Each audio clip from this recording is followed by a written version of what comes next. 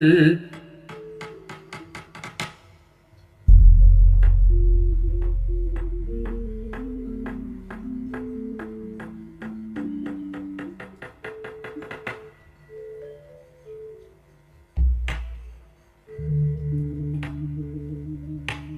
mono mangat diri duwe.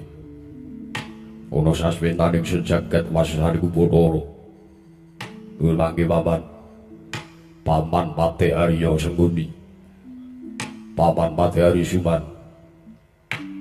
Ayo ndadekake kaget pekenira ingsun biji wenten kajengan manira. Paman Pate Arya Sengguni. Paman Trigantalwati. Kawula ana nenggih nggih diwaji sembahan kula. Pengayoman kula wonten ing Madyapada Prating Delahan Gusti kula Sang Nata Anggir anak Prabu Duryudana. Inggih anak Anggir Jaka Pitana. Sakalangkung paduka miji dhateng piswanipun kang paman kepatihan pun Harya Suman. Ing jawi sakalangkung kuwatos sing manahipun kang paman Pindaran Salamba pinanjering alun-alun. Kumitra caruk maras nggih. Nanging sareng wonten ngajengan paduka manahipun kang paman tebih saking raos kemarasan diwaji. Kepareng kula nyadong dawuh timbalan paduka nimbali dhateng piswanipun kang paman. Kawula ana ninggih. Paman Pate Arya Sengguni. Marmane sira ing dak biji. Minangka dadi batal wakiling sun. Mirangka-rangka nata negara Ngastina. Para bilung saking mriku wawan tata rakiting kaprajan negari Ngastina aturna maring panjenengan ingsun samendhang aja nganti kekarepin Paman Pate Arya Sengguni, Paman Pate Arya Suman. Menawi paduka ndangu bab tata rakiting kaprajan negari Ngastina nggih. Kula badhe matur sadaya mboten badhe nguciwani. Awit sang Jepara kawula samya saijek saika kapti karya luhuring nusa bangsa tuwin negari ing Ngastina. Mandhapipun sang Jepara abdi prajurit kadang paduka pun para sata Kurawa ingkang boten kendhat anggenya tansah gegladen olah kridaning aparan. Pramila sawanci-wanci praja paduka katempuh marang muka tartemtu boten badhe anggepok koncanipun anak Prabu Jaka Pitana. Keparenggeng paman remuk kasawurna putung sumangga kabandhem nggih kawula ana ninggih. Paman Arya Sengguni. Gawe marem teka jagep kang dadi aturmu wawan. Putraku pakaryan kang utama tindakna selawase urip aja demen goro marang Nalindra. Ngestaken dawuh mboten nggih. Mboten sok ngapusi kok nggih. Lho sakmenika sampun mboten mantun gara. Ngaten. Ngestaken dawuh. Namung dereng lan sak sampunipun kepareng kula ngaturaken sembah sungkem pangabekti kula kunjuk sandhaping pada paduka anak Prabu Jaka Pitana, anak Prabu Duryudana. Sebaikpun paman kula tampi dawa sami-sami. Putraku kaprayogan raga jegati wonten negari Ngastina. Sampun mboten kirang sekeca nggih. Kawula ana ninggih.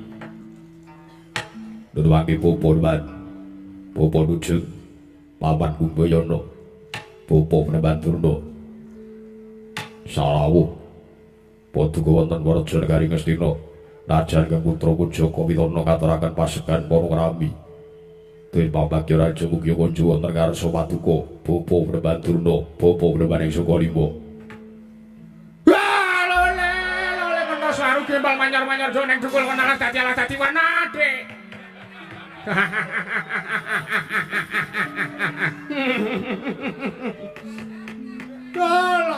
Lole kentas waru gembal manyar-manyar kulanaknan. Ora sok singkatke ngono ki to Kakang Duna. Ben. Ya kok do sepaneng ki lho. Urung-urung sore-sore kok aja kemen-temen. Sampeyan ki ampun ngoten niku. Pripun Dik Pati? Sampeyan guyu niku jagat harep kajenge. Ben jagat ngerti kondange Durna, angger Durna guyu niku enten wong kecinrung.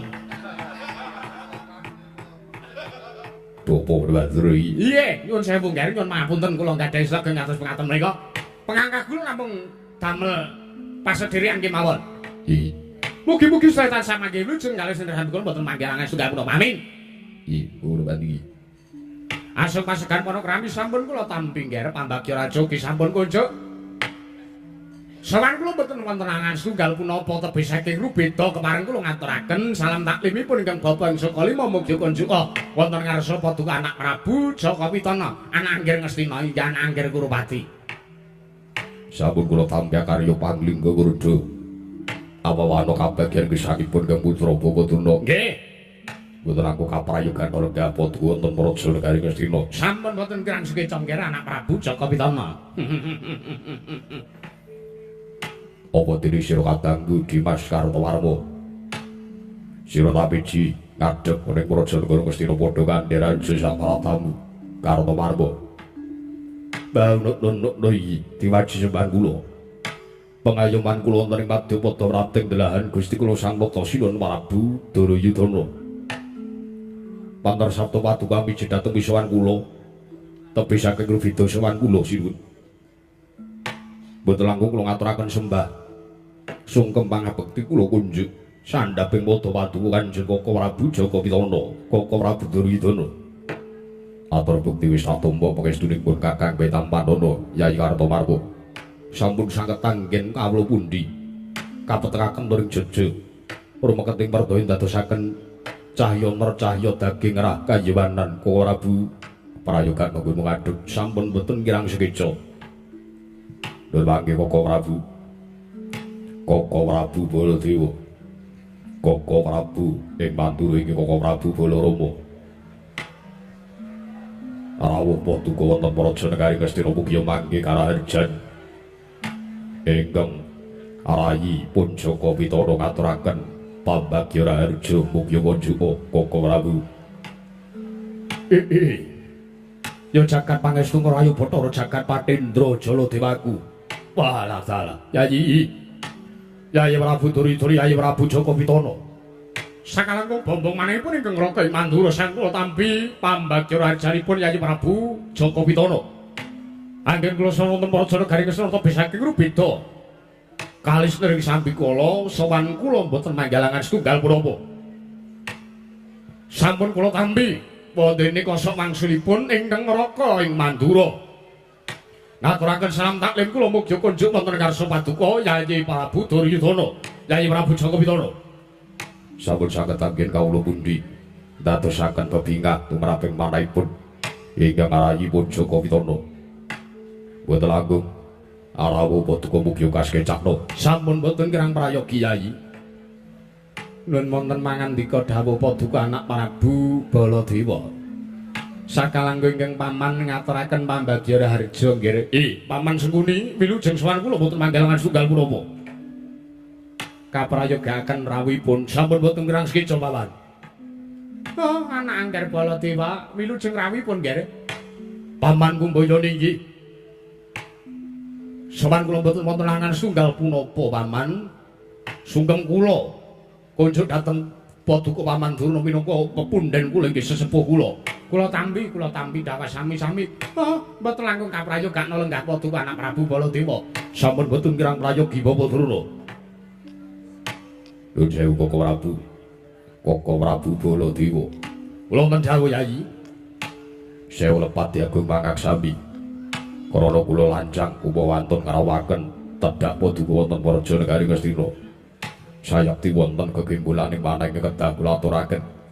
Lan kula samangke nyuwun dawuh menapa ingkang kedah kula lampahi lan kados pundi iku saha pamrayoganipun Koko Prabu Baladewa. Paramila samangke kaskecakna lenggah kepareng kula badhe matur wonten ngarsa Paduka Kanjeng Koko Prabu Baladewa. Lan samangke ugi kula suwun Paduka kastu ngamulungaken jangga niringaken karna widhangan aturipun Kang Rayi. Kasumanggaken Yayi. Tansah marang pamoring sukma.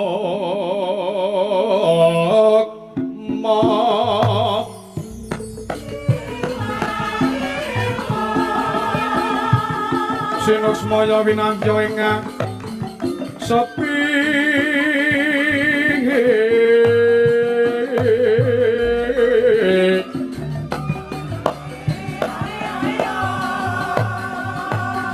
Sinimpen telenging kalbu pambukaning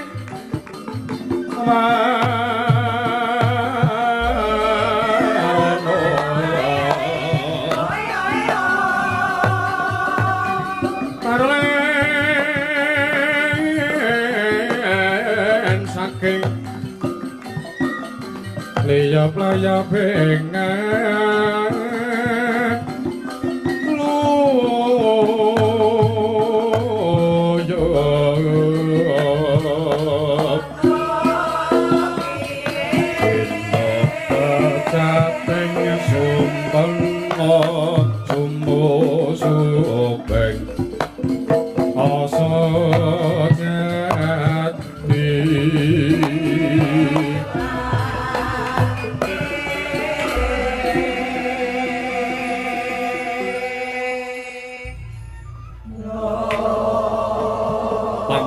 Pun Nyai Prabu Joko Witono sampun kula tampi damel bombong ing tias akarya Suta Marwata Suka saklebeting manihipun ingkang raka ing Mandura. Pramila ingkang tansah kula antu-antu namung sabda pangandika paduka Nyai Prabu Duryudana, Nyai Prabu Joko Witono. Koko Prabu, kula wonten timbalan. Sakti wontenipun kula ngrawakaken lenggah paduka wonten para Janakaring Ngastina mriku.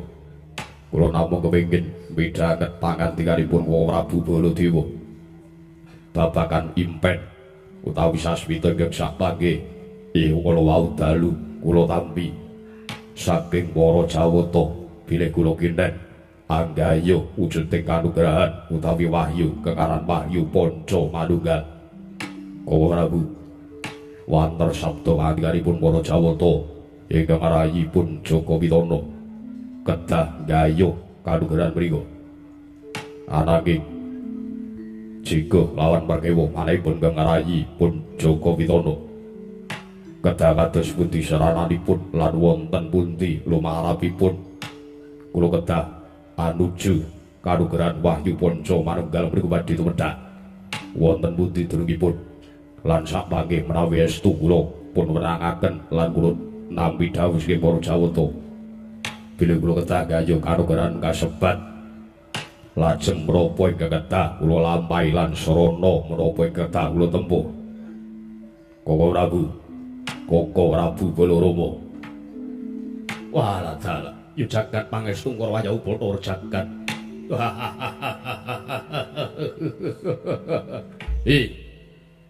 Nyai Prabu kula wonten timbalan.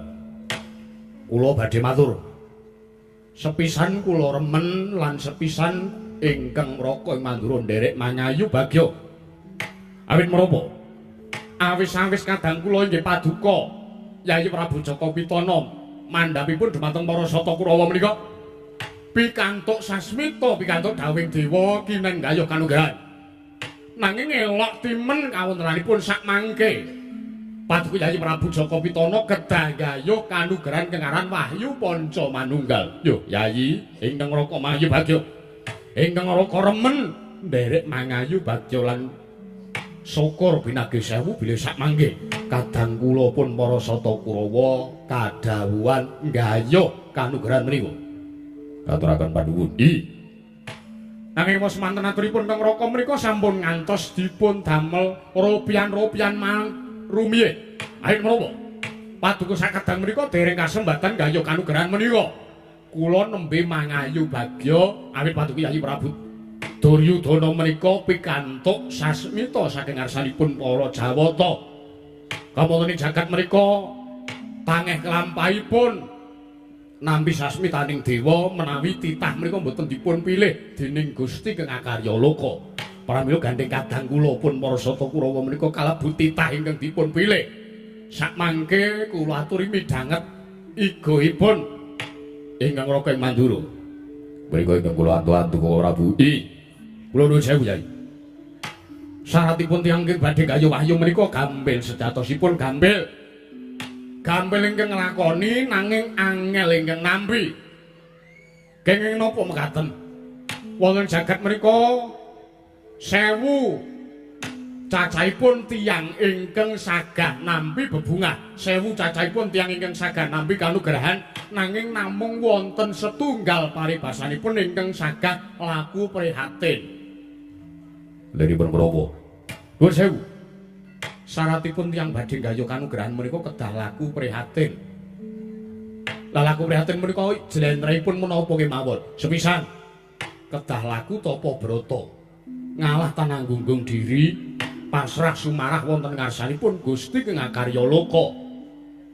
Diri pribadinipun titah menika kedah tebih saking watak angkara tuwin budi candala menika kedah dipun singkiri. Awit menapa? Menawi menungsa menika sampun kedurungan wahyu nanging kok patrape tindak tanduke nalisir saking angger-unggering kautaman tiyang bebrayan gesang utawi Madyapada menika tartemtu kula nuwun sewu. Kula nyuwun pangapunten kanugrahan menika badhe oncat saking diri pribadinipun titah menika kula wau. Mekaten. Nggih. Wonten mriki menika sampun wonten contonipun. Contonipun menapa? Nuwun sewu ingkang lenggah wonten ing wingking kula menika. Aduh, kaya kula niku meneng mawon kaya kula sida kesengkel lho, Nger. Nuwun sewu Bapak Durna, mboten wateges kula mriku ngelek-elek wong tuwa mboten lho. Ning nuwun sewu. Biyen kaya ngapa kondange sing jeneng Kumbayana niku. Senajan kula menika bayi lair wingi sore paribasanipun nanging kula sampun mangertosi, kula sampun mangerteni kondangipun Bapak Durna rumiyin. Duk nalika tesih mapan wonten negari ing atas angin. Nggih. Menika nalika meguru dhateng Sang Rama Bargawi nggih Sang Rama Parasu mriku wah bayo. Digdaya kliwat ukura. Nanging sareng Jawa, sareng wonten lampan Durna Ngejawa menika nuwun sewu. Paribasan tiyang ingkang nampi kanugrahan Bapak Durna menika sampun koncatan wahyunipun. Ayo ora. Wong saiki ya isih nampa rame malan kok. Wahyu campur sari. Mriku namung kagem patuladan.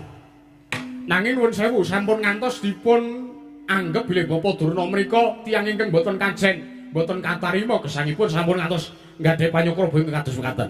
Ingkang kedah dipun tuladha saking Bapak Durna menika rumiyin nalikanipun taksih nom. Menika anggenipun talak Brata ngungkuli dhateng sak pepadaning titah ingkang yuswanipun rikala semanten taksih sami kaliyan Bapak Durna. Nggih. Lole nuwun sewu lho Nger mboten kateges kula menika umuk babar pisan mboten Nger. Bapak Durna kados pundi? Kula menika rumiyin umur 17 taun menika. Menawi kanca-kanca saumuran kula menika dodolan ngalor ngidul kulon ngetan gawa wedokan. Menawi kula mboten, kula menika wegah, kula mah ngicipi donya kawontenan ingkang kados ngaten menika kula mah nglakoni sing kaya ngoten niku. Nanging kula menika namung kepengin inggih menika ngulir budi ngasah kadewasan.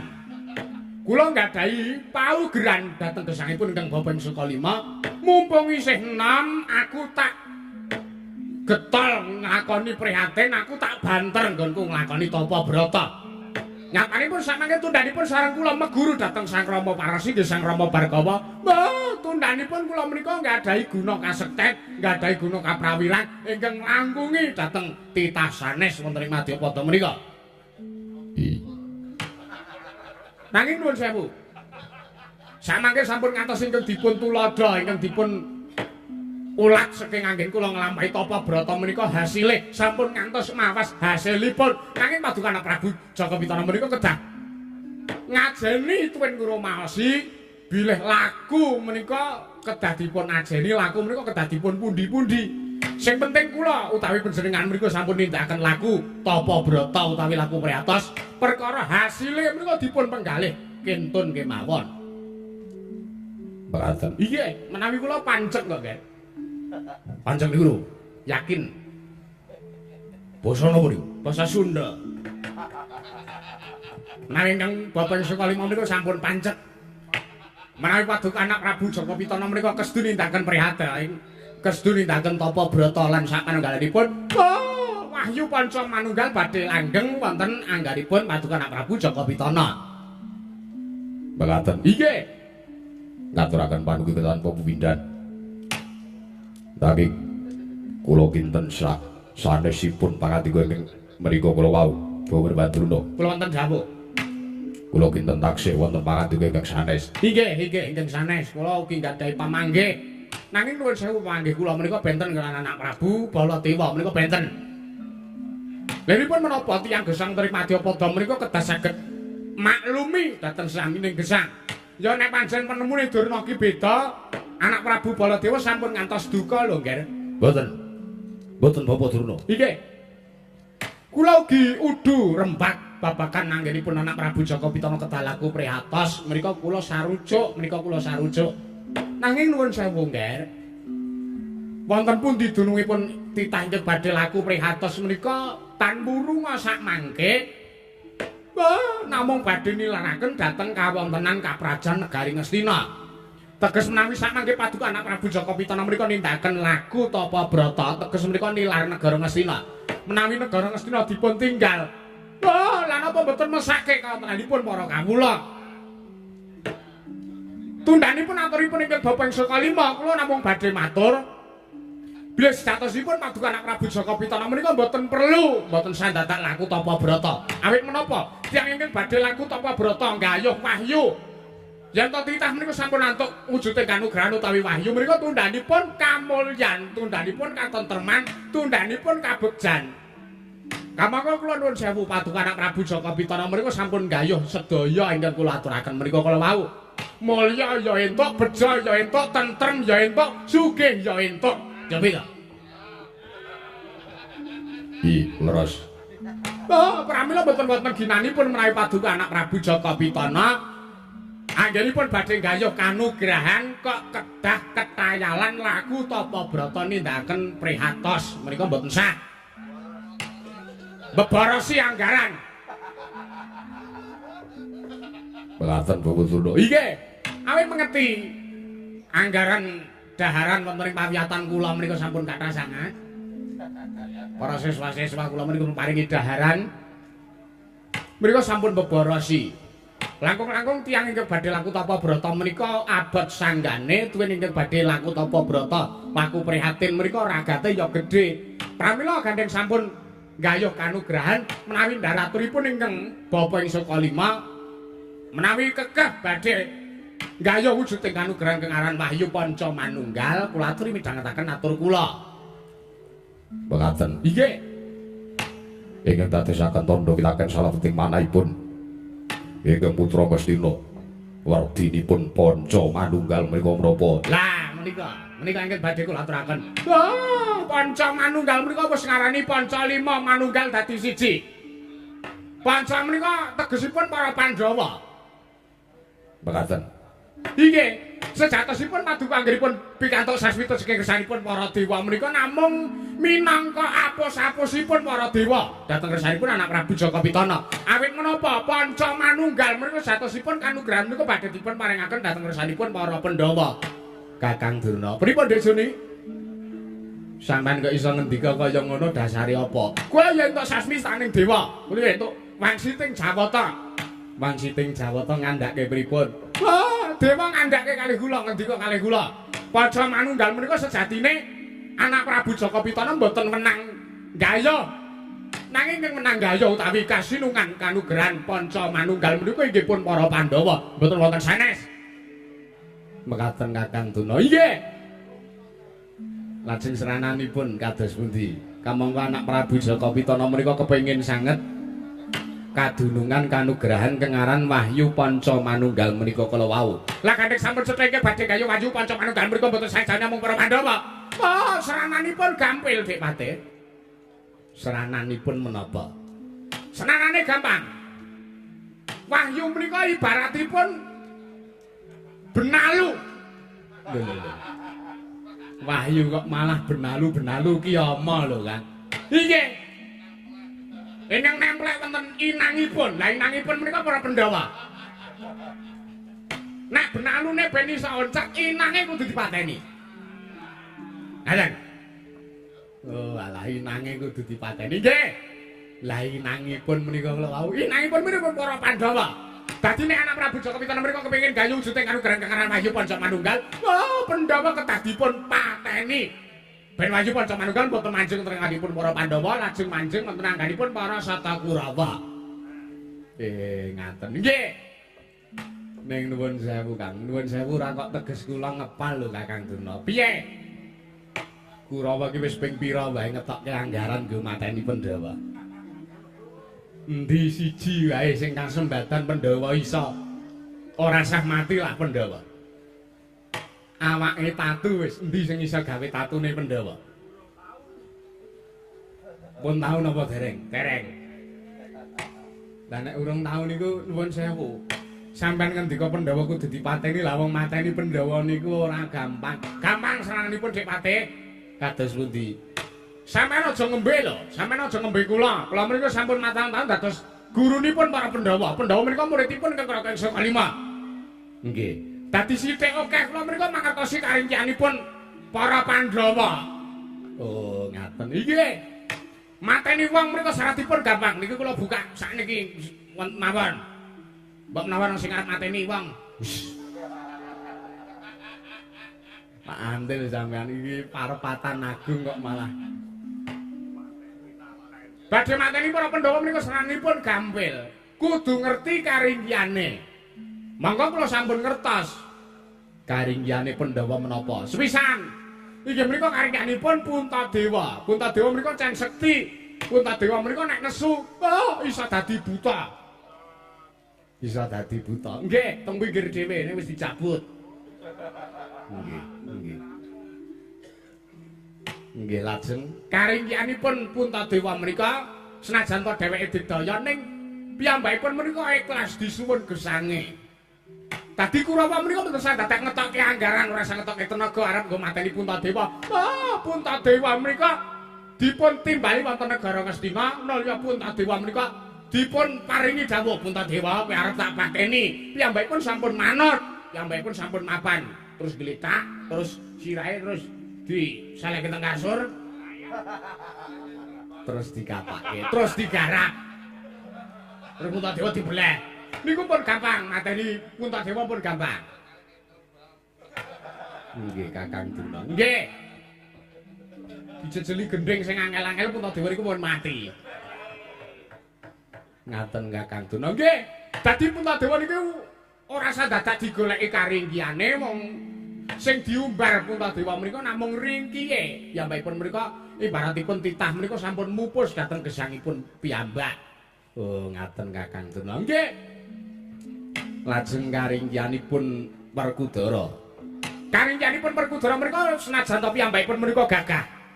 Nek dimungsuhke wabah penyakit piyambakipun menika mboten betah.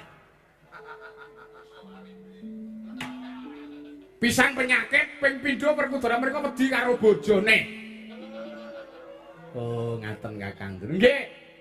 Buktine nek Werkudara wedi karo bojone, ketitik wonten ing nalika wonten ing Banyumanik Semarang menika Werkudara menika dipun dawuhi ngusung Baskom sak jangan rewele. Nggih. Wis ora iso semua Werkudara. Merga Werkudara menika keringkianipun menawi kalian penyakit menika sepisan ping pindhone. Perkara wong wadon wedi karo bojone, sing penting bojone lho Dik Patih. Nggih, nggih, nggih. Dados menawi badhe mejahi dhateng Werkudara menika mboten sah dadak pertengkuan, perang. Menika mboten sah. Mateni Werkudara menika digawe lara awake mawon pun Werkudara menika suwe-suwe mati. Niku karingyanipun Werkudara. Oh, nggih nggih Kakang Durna dadi kok walah, lah jebule gampang. Gampang anggere ngerti kuncine menika gampil. Ngerti karingyane Pandhawa menika gampil anggeripun badhe mejahi dhateng pun para Pandhawa. Mekaten. Iya. Lajeng Janaka kan. Janaka menika keringanipun wong wedok. Menika ya wis ora dadak perang, menika ya wis ora dadak Kurawa, dadak budalan Maesa Kurta, tetek bengek sak miturute mboten sah. Janaka menika dipun larepaken wonten negari Ngastina. Terus golek wong wedok sing wis dipenyakit. Nggih. Lajeng dinepke. Nggih. Nek pun Janaka ora ketularan. Ketularan penyakit niku mau. Nek pun di penyakit, saya suwe Janaka stroke terus modar. Iya. Janaka niku keringkiane ming perkara ngaten niku. Nggih, Pak, sampeyan niku mboten ngerti kok. Jaman teteki wonten ing segara kidul mriku. Pamite mangkat teteki jam 09.00 wengi kok. Agi rampung jam 7 esuk menika ra. Mangka sampun kuyu-kuyu kawananipun mriku. Nggih, Kakang Durna. Nggih, dadi kula menika getir pait getiripun katuripun Janaka utaminipun Pandhawa menika kula sampun mangertosi. Lajeng karingkianipun Nekula menika. Nekula menika ringkipun menawi perkawis wong tua. Piyambakipun menika mboten cetha, jlentrehipun silsilaipun menika mboten cetha.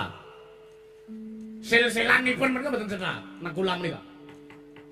Dadi Nekula menika mboten sadi perangi kanthi srana tenaga nanging dielek-elek wong tuane mawon piyambakipun menika sedih. Nek Nekula wis sedih, mangko sedih menika kembangipun tiyang sakit. Tiyang saged menika kembangipun tiyang mati. Oh, angel mijet wae ngranti suwe banyu sinaring menawi badhe mateni dhateng pun Nekula. Lah sing pungkasan Sedewa niki kan. Sedewa menika keringkianipun menapa? Sedewa menika ringkihe sak dipaidi omongane. Sebabipun merga dhewek menika tinemu ragil.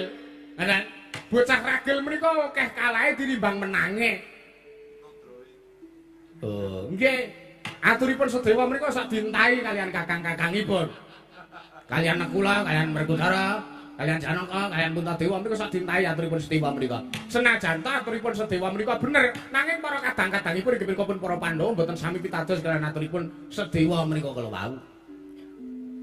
Mekaten Kakang Durna. Nggih, ning ewa semanten lho Dipate. Arep Sedewa menika sak dipaeka sak dipaido. Kalian Pandhawa menika nek kepepet kahanan delalah ature Sedewa menika bener, aturipun Sedewa menika badhe dipun agem dening pun para Pandhawa. Contone menawi Kurawa badhe ngrenah patinipun para Pandhawa, mangka serananipun menawi badhe mateni para Pandhawa niku kedah dipun pisah. Pandhawa sampun ngantos manunggal rumiyin. Pandhawa kudu diponthok-ponthok, Pandhawa kudu diperencak, kudu dipisah, aja nganti dadi siji. Lah menawi Sedewa sampun mangertosi perkawis menika sadèrèngé winarah, oh, Sedewa dipercaya karo kakang-kakangne, Pandhawa ora iso dipisahke, wekasane Kurawa ora iso mateni Pandhawa. Nek ngono ora enek gunane sampean ngerti keringkiane Pandhawa. Mboten wonten. Walah. Tiwas gur mbebara siabab ngono sampean iki. Bulna ya ora iso mateni Pandhawa arep ngerti keringkiane. Sampean iki kok senengane kaya ngono. Alah Kakang Durna. Bapak Siguri. Kula wonten dawuh nggih. Malah bunek raos sing panah kula. Widhanget bapa debat Durna gumujeng mriku. Menawi bunek ambek ngucuk toya ronde kare. Bapak Siguri kula nyuwun iku pamrayoganipun Paman Patih Ali Suman. Kados pundi? Bab ringipun para Pandhawa. Awit kula sampun mathuk lan kula sampun sarujuk madhep mantep ing tekad kula. Kula boten badhe laku priatos, kula boten badhe laku tapa brata. Nanging kula pendhet sarana ingkang gampil inggih menika mejahi dhateng pun para Pandhawa. Lah menawi kula menika serananipun gampil kemawon kok nggih. Gampil nipun kados pundi? Sepisan ingkang kedah dipun tindakaken menika inggih menika pripun carane sing jeneng Prabu Kresna menika kedah dipun pejahi. Awit menapa? Pandhawa menika nggadahi daya kegiatan menika saking Prabu Kresna. Awit Prabu Kresna menika pujanggane negara Ngamarta. Yen para Pandhawa menika mboten dipun awat-awati kaliyan pun Prabu Kresna, kula kinten para Pandhawa mboten badhe langgeng anggenipun mapan ing Madyapada. Menika sepisan ingkang angga kalih. Para Pandhawa pripun carane kedah pisah saking wujuding pusaka ingkang aran Pustaka Jamus Myang Jimat Kalimasada. Menika pripun carane wujuding Pustaka Jamus Myang Jimat Kalimasada dipun rebut saking astanipun para Pandhawa lan pripun carane kudu bisa mateni sing jeneng Prabu Sri Bathara Kresna menika wau nggih. Menawi atur kula ngaten lho.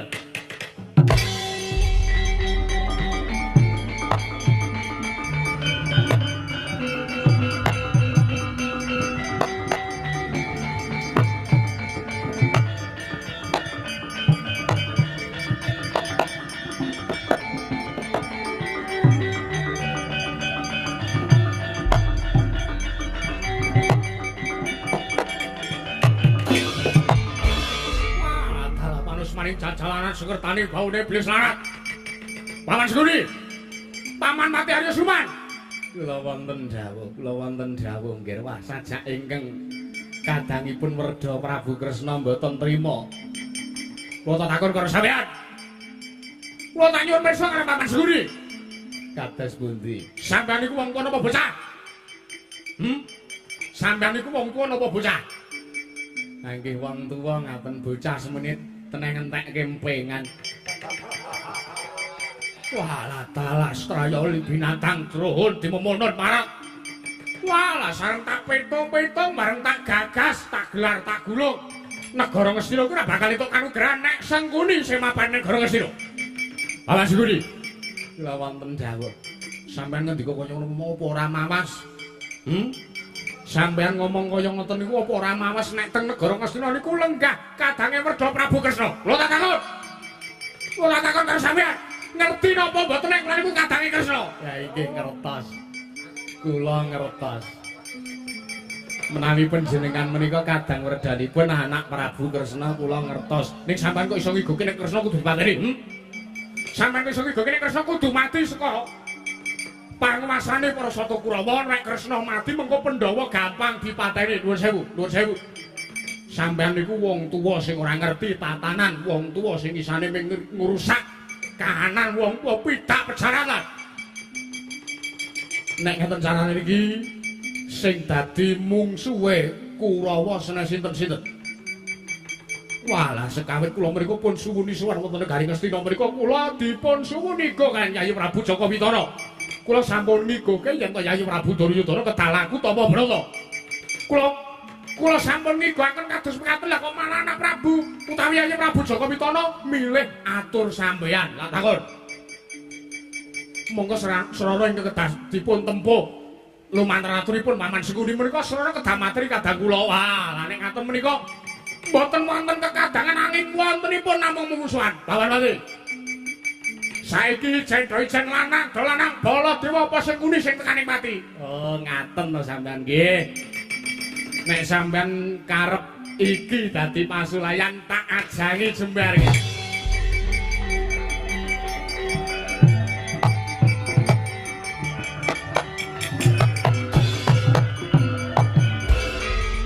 Apa dikira Sengkuni ra iso pasang pager betis?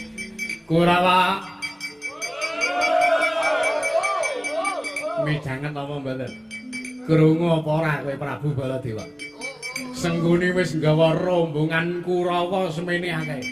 Sampeyan ora lunga saka negara Ngastina apa kelakon diurak dibandemi karo para Sata Kurawa. Malah menungso ora tatanan. Mriko kados pundi Yayi Prabu Duryudana? Kula piyambak mboten cawe-cawe perkawis menika. Walah menungso ora tatanan. Paman Seguni. Sampeyan wong jiring getih wedi mati sampeyan. Anane Baladewa nesu kaya kene merga kula nglabuhi karo kadangku Yayi Kresna. Iya, aku ngerti kowe nglabuhi kadangmu Prabu Kresna. Aku ya nglabuhi Kurawa. Kurawa. Nek Baladewa ora lunga piye carane Kurawa? Piye carane Baladewa diobong arep pateni? Wah, edan iki.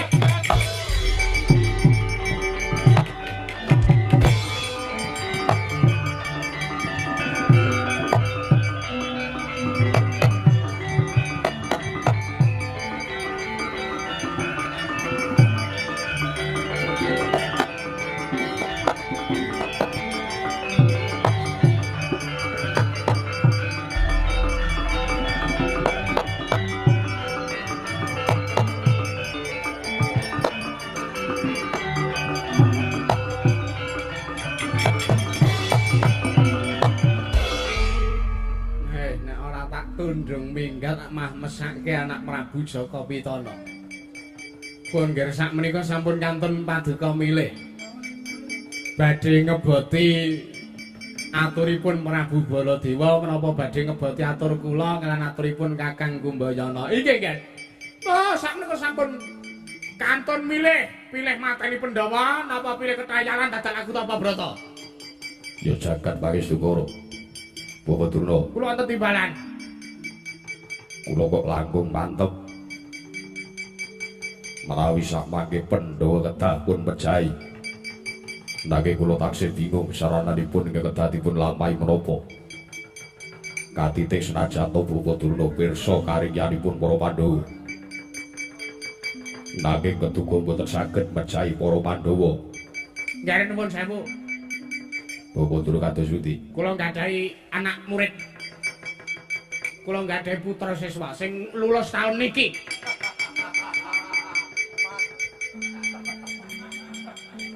Sampeyan duwe anak murid. Nggih. Ora wurung angka anak murite sampeyan kalah. Oh, aja sak ngempoke watu ngatoske banyu susu ta Dik Pandhe.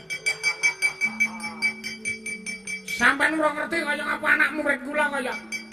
Lah menapa pun keparengaken menawi siswanipun Kakang Drapa timbali. Jawi mang timbali kula tak ngerti kaya ngapa wujudane.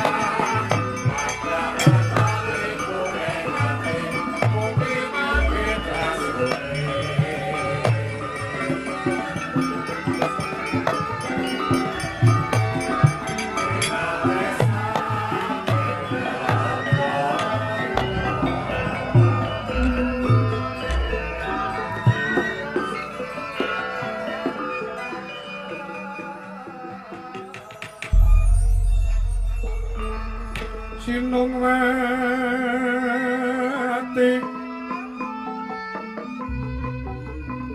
Sinungwati jagat kinari Mbak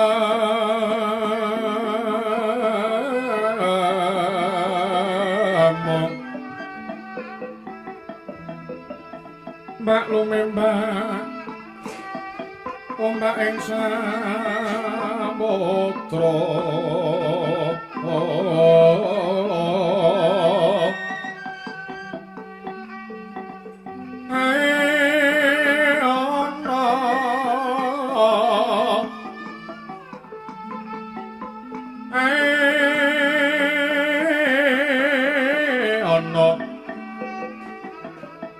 bali lumut amret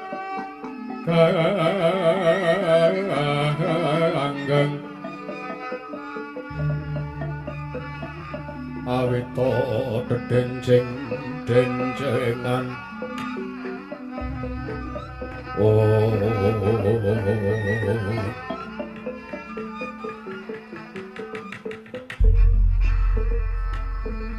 yo jagat pakai sukoro Bawa Durna. Kula wonten timbalan, Nger. Menapa menika putra siswa Paduka? Iki menika anak kula sing paling blogok dhewe. Menika pun Prabu Dobleh Kencana. Sinten? Prabu Dobleh Kencana. Senes Bawa. Lho, dudu ta? Senes. Kok sak-sake ngarani wong. Kula mriko ndek jeneng kok terus ganti sak gleme dhewe. Kapan le bancaan? Ganti jeneng ora kabar-kabar. Mangga nggih pun timbali kemawon pun piji sowanipun. Ora mengko sikik isana. Sira kuwi Atmaja utawa putra siswane Bapa Bandurna. Iya siwun. Para Tadyagi taat tapi jing ngadeg. Ana ngarsane ingsun. Padha kanthi Raharja. Sasowanmu kisana. Sawuse prayogake kang dadi wisawanmu. Nuli aku tak pidhaken, aku tak krungu aturmu. Kowe kuwi ratu saka ngendilan sapa jejulukmu? Saderengipun ame pasar Kaliman Tabeh sinabeta ing ila-ila tinebena saking siku dendaning Ubathara. Tentu laksane ing kerajaan negari Ngastina. Yo, ora dadi ngopo. Sowan kula wonten ngarsanipun sinuwun Prabu Jaka Pitana tebih saking Arubeda mboten manggalangan setunggal punaka kepareng kula ngaturaken sembah sungkem pangabekti kula kunjuk sandhaping Pada Paduka Gusti kula sanata sinuwun Prabu Jaka Pitana kawula nok niki Tak tampa rat pangestu wae tamanono.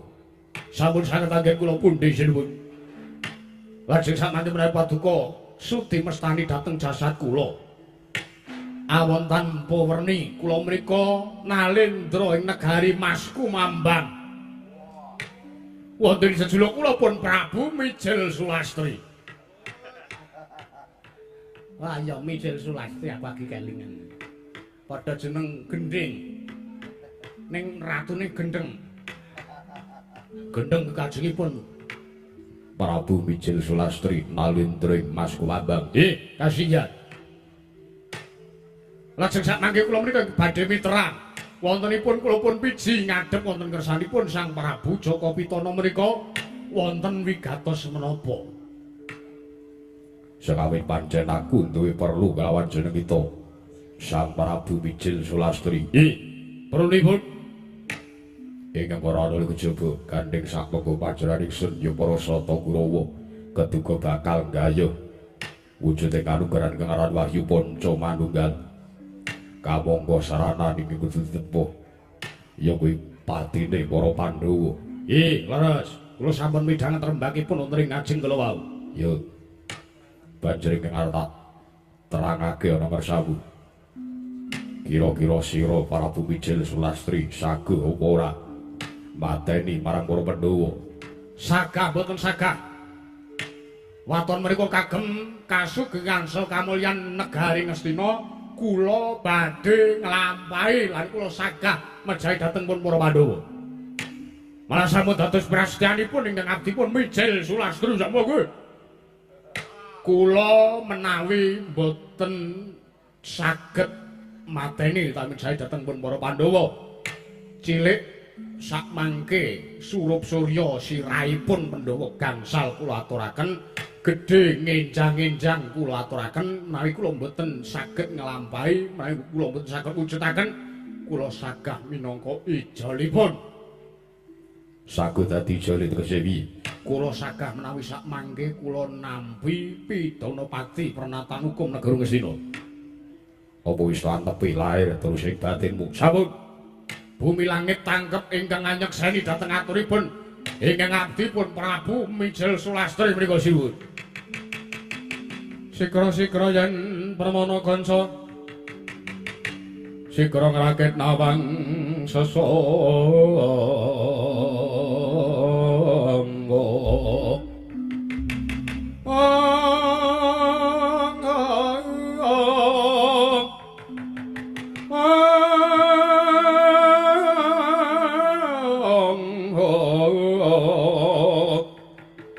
Nalin trompet marwa sing sang katriku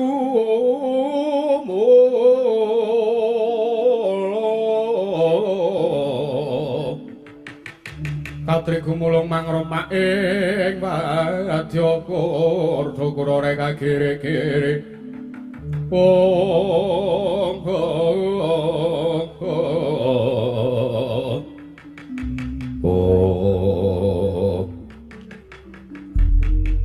Aja mung ngatur nanging aku perlu bukti sing saknyatane. Ampun Watos. Kula sampun neta wadya bala segelar papan. Lenang wedok kula gawa kabeh. Wadya bala menika sanes wujuding prajurit mboten. Nanging wadya bala kula menika wujudipun penyakit kaliyan wujudipun mesin. Penyakit. Iya, anu nggih. Wah, nganti lali ora basa. Penyakit kuwi tegese piye? Penyakit mriku ingkang kula beto menika koruptor. Tukang sunat anggaran. Apa saiki wis to kandi? Sampun. Koruptor. Midhang piye, Mbak? Yo. Menika ingkang wujud penyakit. Lajeng wujud mesin menika wong wedok. Mesin pengrusak kahanan menika wong wedok. Menika nggih kula beto. Apa ya to gawa? Kula beto. 7 cacahipun wong wedoke menika. Bojo kula kabeh. Ha niku. Cangkeme jan tekan ngendi-endi. Ketake kowe wadya balamu sing wedok kuwi nek kon nembang kok ketoke kaya blero. Nek kon au ngono ae mempenge ra kira-kira. 50 wae sesuk. Yo, yen ngono aku marem mergo sira. Najan urung mbok lakoni nanging sira wis mbuktekke. Nanging kula dereng saged bidhal menawi kula dereng nampi mandat saha kula dereng nampi dawuhipun Sang Prabu Duryudana. Ora ketangsang tungobor colok lintang nulya kowe tak budhalake dina iki. Menawa kula nyuwun ngambil wadya bala Ngastina iki kadang-kadang padukipun para sata Kurawa. Tak kewarengake segelas suapan sak cukupe gawanan kanggo bedah negara Ngamarta. Nyuwun pamit madal masilah. Hati-hati aja koyo bocah cilik. Prabu Mijil Sulastri.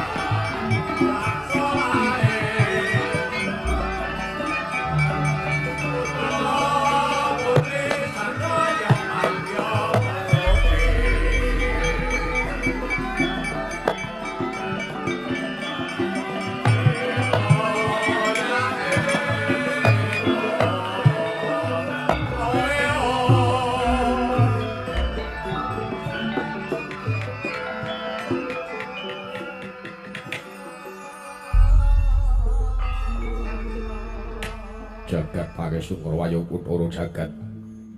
Wadurna, Kula wonten dawuh. marem rasane ati kula.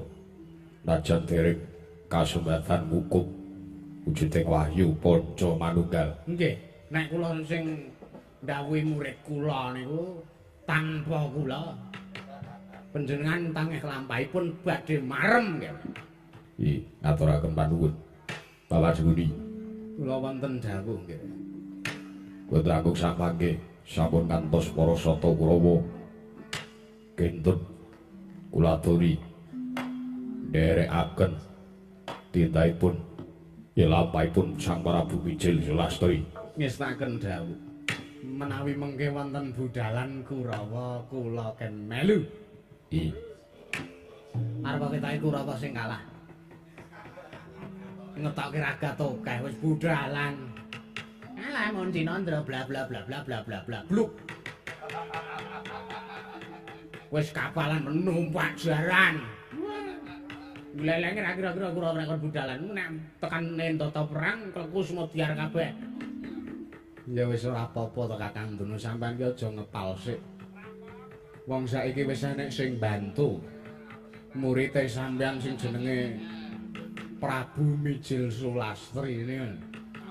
Ya aja dipal mbok menawa nek dimanunggalake dadekke siji karo wadyabalane Prabu Mijil Sulastri. Kurawa iso pengko iso bako. Durung karuwan. Kurawa kuwi nglumpuke gru nek enek bayaran. Dijak perang-perangan, dijak latihan perang do embuh. Ya ora apa-apa Kakang. Ya ora apa-apa, ya ora apa-apa. Kene sing menyenyeng ndase. Nggih, nggih, nggih. Ngestaken dawuh paduka angger anak Prabu Jaka Pitana. Kartowarma, kula wonten timbalan siru. Kaya wis para gatine pasewakan. Para Tyagi Bubarna kang padha sibuk jeneng Sunada Kuntur Kedaton. Nek ngestaken dawuh sinuwun kepareng kula nyuwun pamit magdal pasilan. Sing ati-ati aja kaya bocah cilik. Kartowarma kaya wis ora ana dawuh maneh. Purna gatine mananggilan. Arsa Sang Rata Kundrang Kedaton jeluk saking Dampar Cura Knapit gambaran gading. Kadhiraken dening sangganing Promban Jedi manggung ketanggung Jaka Paloro-loro ingkang samya ngambil upacaraning kemrabon Candranira Sang Rata Prabu Duryudana tinulak saking katebian kadya dene Surya Anelai.